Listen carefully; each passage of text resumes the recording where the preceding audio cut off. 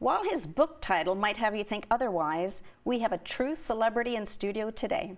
I'm pleased to welcome Bill Welychka of MuchMusic fame, longtime CKWS TV personality, movie star, and best-selling author. Hi, Bill. Hi, good to see you again. Okay, so this is the second edition of A Happy Has-Been. You've been very successful throughout your life. Why this title? I talk about it in the book, why, and it was something an ex-coworker a long time ago referred to me as, and I just thought, well, that hurts. I'm not a has-been. But then I started thinking about it, and if you were to mention my name, maybe to someone that might have watched MuchMusic or Much More Music back in the 90s or the early 2000s, and they live in BC or they live in the East Coast, and they don't know what happened to me since, they might hear my name and go, whatever happened to that guy? Is he dead? What happened to that guy? So it touches on that, but I think the word happy is the most important part of the title. Very good. And if people are wondering, they just need to read the book and they'll find out all about your incredible life since MuchMusic.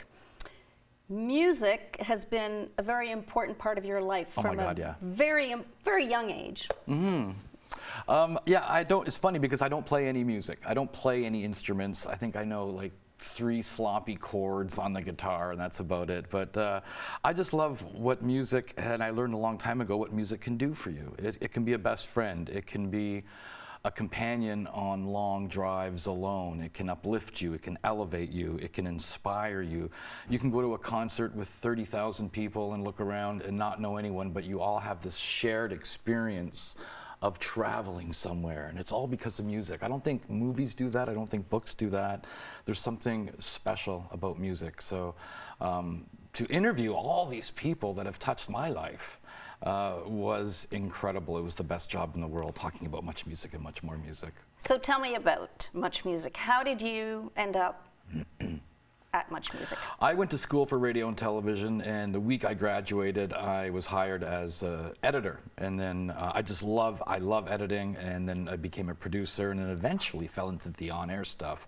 But I just love the idea of piecing elements together to tell a story. And when I look back, even with CKWS, I would edit all my own features and stories.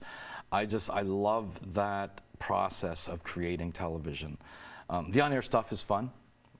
Sure, but it's the telling of a story, and that could be an event, that could be promoting a charity, that could be promoting you and your events, back when I used to do that here in Kingston. And yeah, I love that process, and what happens throughout all of that is you're bringing the community together and elevating the community, and that is what was always important to me, and I love Kingston, I love this region.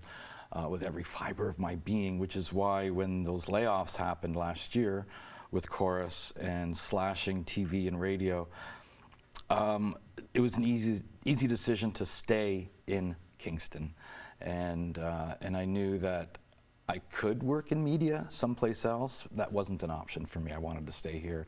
So a career change 36 years into my adult life, go figure. Now, most people think of MuchMusic, Much More Music, sort of pop, big stars, but you actually started with country music at MuchMusic. Yeah, I was a big country fan at the time. At around that time, you know, Randy Travis, Dwight Yoakam, and Steve Earle all had their debut albums come out the same year, and I was so much into alternative and heavy metal and all kinds of music except country, and I just realized that these cats we're doing music that I've never been exposed to. And then from there, you go back and you listen to Hank Williams, and you listen to George Jones and Johnny Cash and Waylon Jennings, and I realized there was this whole world that I was missing out on, and became a huge country fan at the time, and then submitted a proposal when I was at MuchMusic for a country show, just because we were getting in all these country music videos that weren't being showcased. So I ended up producing and editing and eventually hosting MuchMusic's very first country show. And that was on the air until Canada had their own country music network. But that's gone away. MuchMusic has gone away. It's a different time and place now. That initial country start is what launched you to the next big thing, right? And I was so scared to death when they canceled the country show and they said, we still want you on the air. We're going to move you over to regular flow VJing, which meant introducing Green Day videos and Puff Daddy videos and hip hop and rock and everything else that MuchMusic was showcasing during the day in an 8-hour block, and doing live interviews with everyone. And I thought, who's going to believe the once country guy is now interviewing the Stone Roses from England? And it was, it worked. It was fine, because I think viewers can tell who likes music, period, and who's into music. And if you can do a great interview, hopefully I could.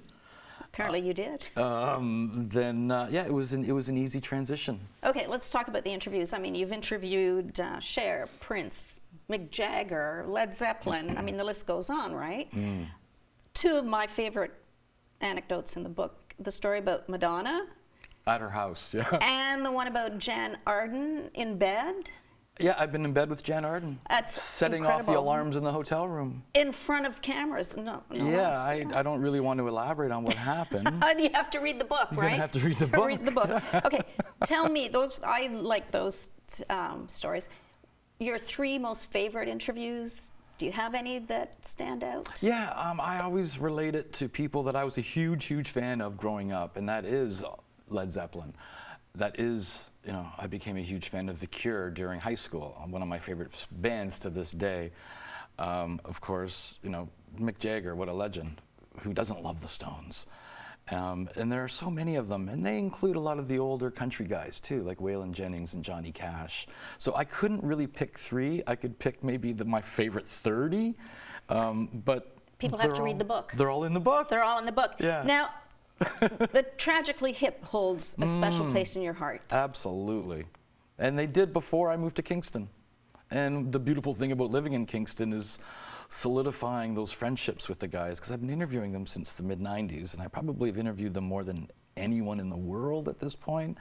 And to call them friends is very, very special to me, because they're all beautiful human beings, and their penchant for giving back is incredible. And they do a lot of things that I don't think a lot of people are even aware of. And they do it quietly, and they do it because they love this country and they love helping people.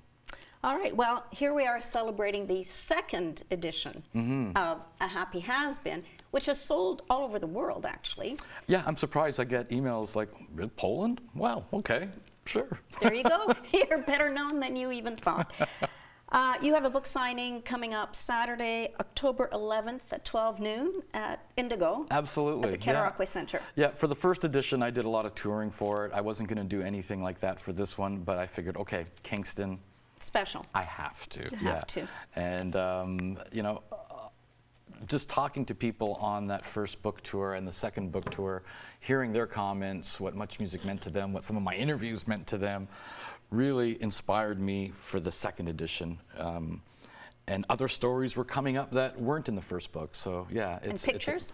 Yep, more pictures, a lot more stories, and a great big long afterwards, which brings it right up to date where I am right now, which is I got out of the business and I'm selling cars. I am in car sales in Gananoque. And doing very well with that too. It's a Doors great close, reputation. and you always find a door that opens. Yeah, Ganchev has this amazing reputation, which All right, I'm little very plug for proud them. of. Absolutely, I didn't even realize I did that. Okay, well, Saturday, October 11th, 12 noon. People should start lining up early. Yeah, start lining up now. Now, to get their signed copy of A Happy Has Been. A Happy Has Been. Well, Bill, thanks for coming in. It's been a lot of fun. Jenny, so good to see you again.